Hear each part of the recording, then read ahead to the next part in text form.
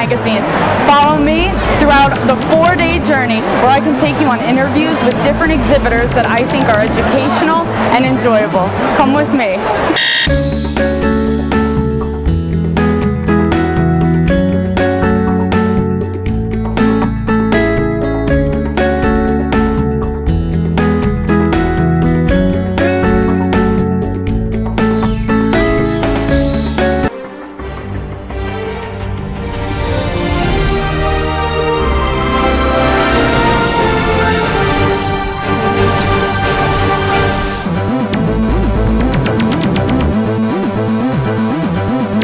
Why did you never give up all this time? Why did you still believe? Because we all believe. There's a beautiful dame around every other corner. No, it's, why did I never give up? I can't do anything else. I don't know how to do anything else.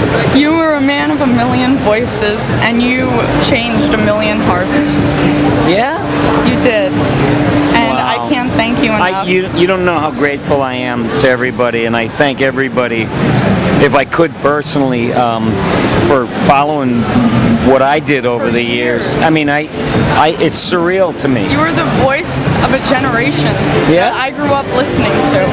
Wow. I'm thrilled to death. He's not so great, ladies and gentlemen. This is Zap Brannigan, master of time, space, and everything else in between. And, oh yeah, winner of this year's Modesty Award. Well, you certainly are someone to admire. And if anyone wants to get into the business, or Yes? everyone that admires you, what can you just tell them? The industry needs you, because it's the only industry we have left is Hollywood. We make good entertainment. We give good entertainment. Yes, you do. And you in particular, thanks, you do it the best. Thank you, Billy. Thank you. I'm here with None, The Awakening. Can you please tell us about your comic and the inspiration for these beautiful costumes? Thank you very much. First of all, I'd like to thank Rachel Frazier, who designed all of these costumes, so big shout out to her. Thank you very much. None, The Awakening tells the story of the Egyptian pantheon of gods and their roles in the development of the universe. When I thought about None, I was watching a movie with my kids, and we were watching Clash of the Titans. I have 5 sons, and we didn't see anybody on the screen who looked like us. And I wanted to do a project in which people of color could see people on screen who look like them. And is that your next vision for None, The Awakening, to have it go on the big screen?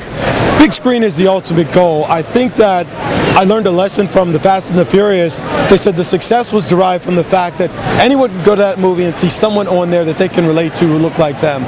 With None, The Awakening, we want to tell stories that have never been told with gods and goddesses of color, of all colors, and make it a universal story that everyone can relate to, blending mythology with science, a perfect mix. Well, I think that's fantastic. And what would you tell students that are trying to be inspired by this business, by None, The Awakening, by the things that they see on TV?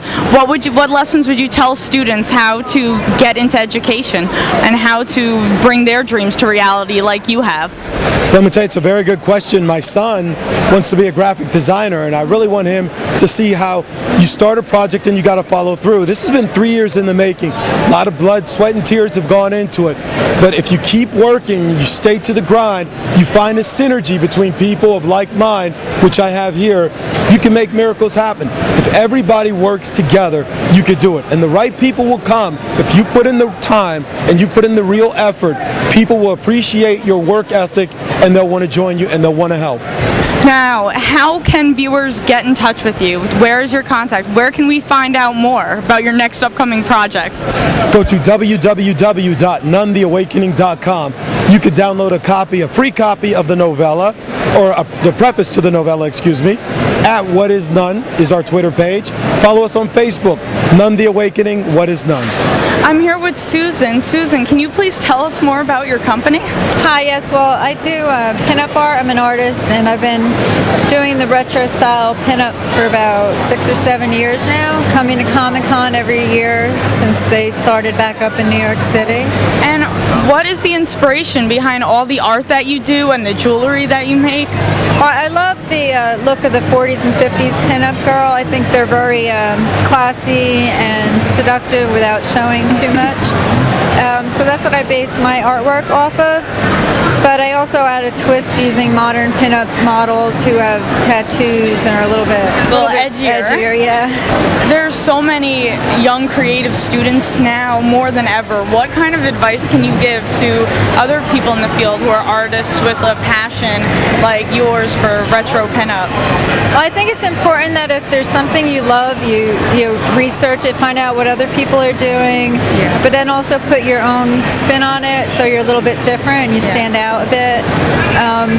And it's always important, like if there's something you love, to really pursue it and stick with it, and it's not an overnight thing. You know, you have to start out slowly and and build it up and market yourself. And No, I think that's great. And people who want to find out more about you and your company and your work, how can they find you and be in touch?